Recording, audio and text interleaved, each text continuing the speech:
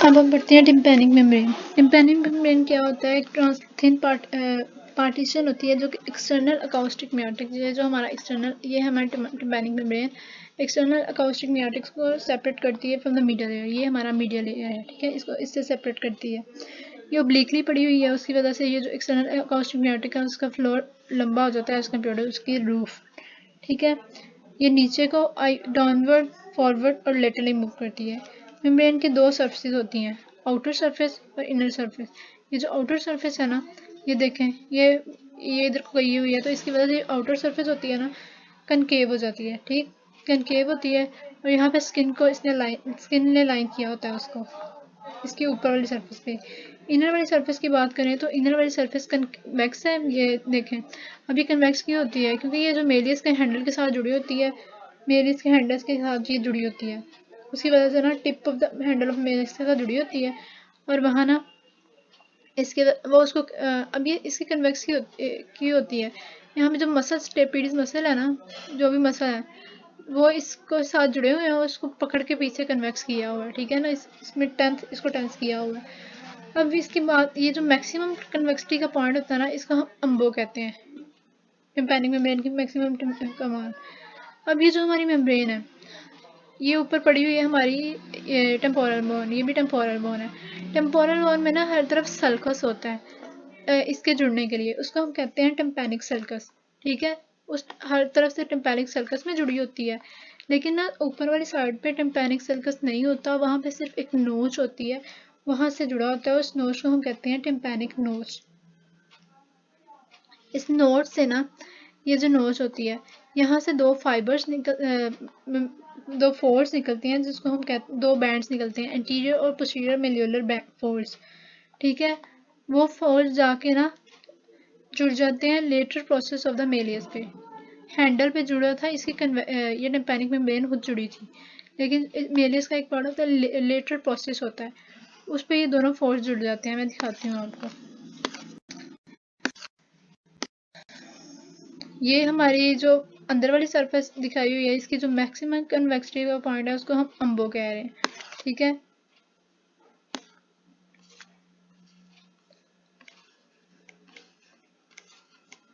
ये हमारे पास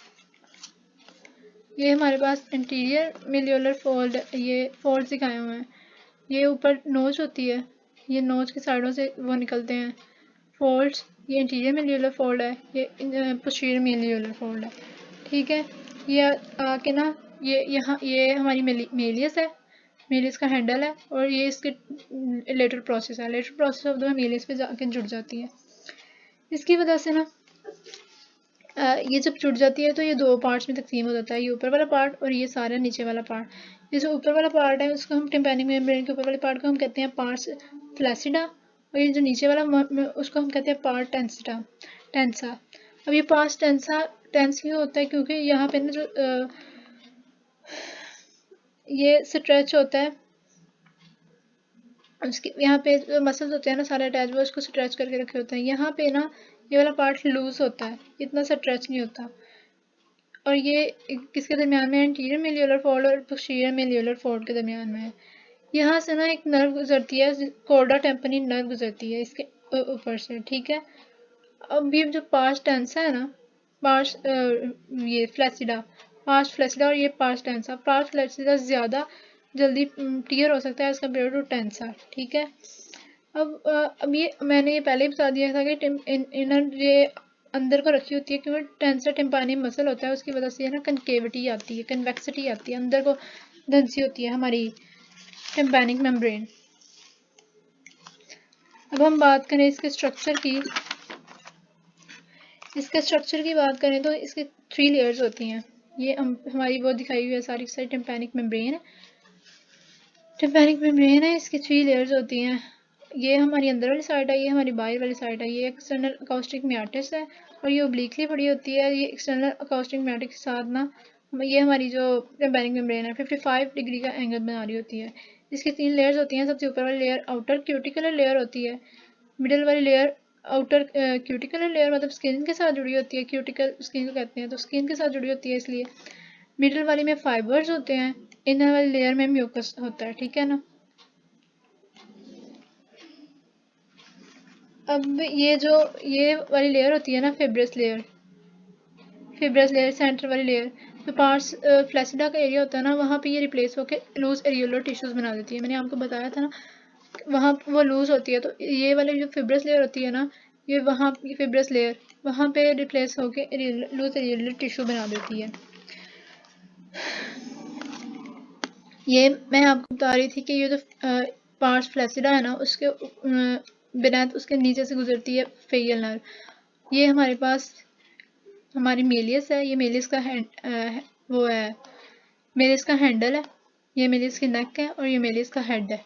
ठीक है, ये हमारे पास इनकस है, इनकस की बॉडी है, ये इनकस की बॉडी है, ये इनकस का शॉर्ट प्रोसेस है, ये इनकस का लॉन्ग प्रोसेस है। ठीक है, अब ये सारी बातें बताने का मकसद है कि ये फेशियल नर्व का थोड़ा सा रूट बताना है। ये जो फेशियल नर्व है ना, ये दो अपर्चर्स में से गुजरती है, पोस्टीरियर कैनिकुलस और इंटीरियर कैनिकुलस। पोस्टीरियर कैनिकुलस से होते हुए ये बाहर बाहर निकलती है, अंदर से आ रही है ना बाहर। इसने फेशियल नर्व ऑरिकल के मसल्स को भी सप्लाई करना होता है, जो कि वेस्टिजियल है इन द वुमेन। ठीक है, ये पोस्टीरियर कैनिकुलस, ये पोस्टीरियर पोर्शन है, ये इंटीरियर वाली जगह, इसके आगे हमारे पास एक्सटर्नल अकाउस्टिक मियाटिस होगी।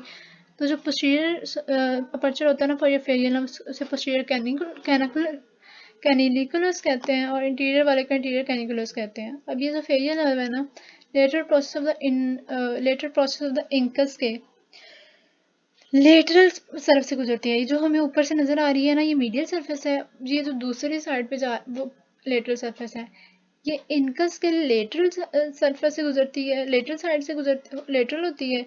ठीक है, और ये जो नेक ऑफ द मेलियस है ना, उसके मीडियल होती है। ये बात ज़्यादा क्लियर है कि lateral process of the incus के लेटरल होती है, और लेटरल से लेटरल, और नेक ऑफ द मेलियस के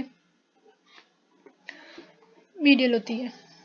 अब हम इसकी ब्लड सप्लाई की हम बात कर लें, तो ब्लड सप्लाई इसकी आउटर सरफेस को और देती है और इनर सरफेस को और देती है।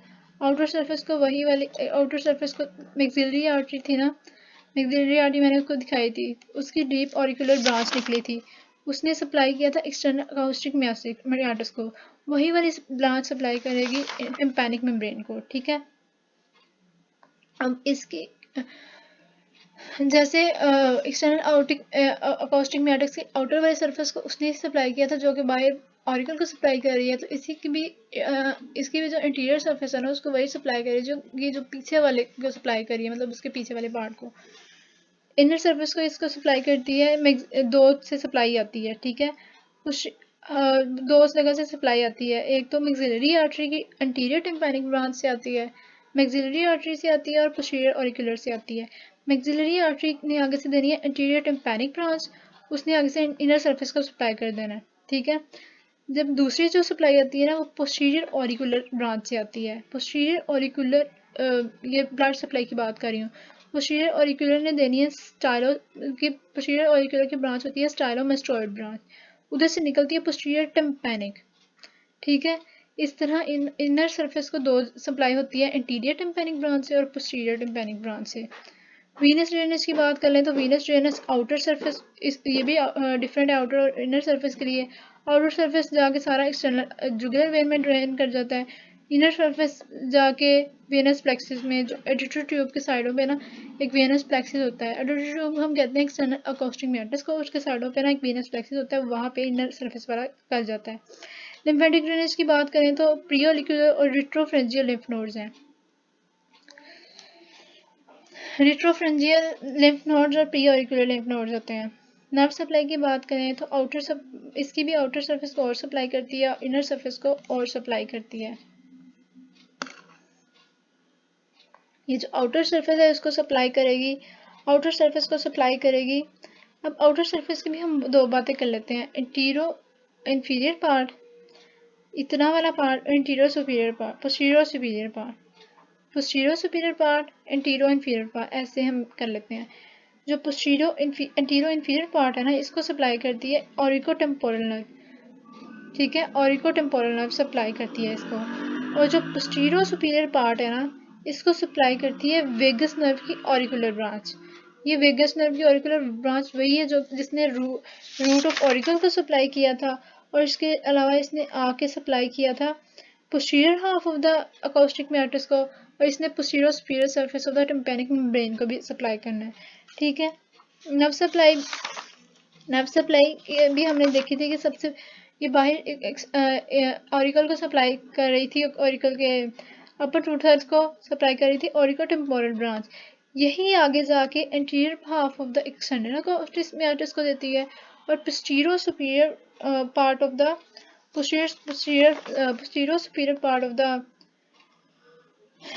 anterior inferior part of the उसको देती है। शुरू मतलब ऑरिकल के भी शुरू वाले पार्ट को, एक्सटर्नल अकॉस्टिक मेयोटिस के भी शुरू वाले पार्ट को, ऑरिकल के शुरू वाले पार्ट को सप्लाई करती है ऑरिको टेम्पोरल ब्रांच, एक्सटर्नल अकॉस्टिक मेयोटिस के पोस्टीरियर हाफ को, और anterior inferior part of the tympanic membrane को सप्लाई करती है। ये तो होगी आउटर वाली बात। इनर की हम बात कर लें, इनर सरफेस की हम अगर बात करें तो इनर सरफेस आती है ग्लोसोफ्रेंजियल, जो कि 9th क्रेनियल नर्व होती है, उसकी एक ब्रांच होती है टिम्पैनिक ब्रांच, वहाँ से इसको सप्लाई मिलती है।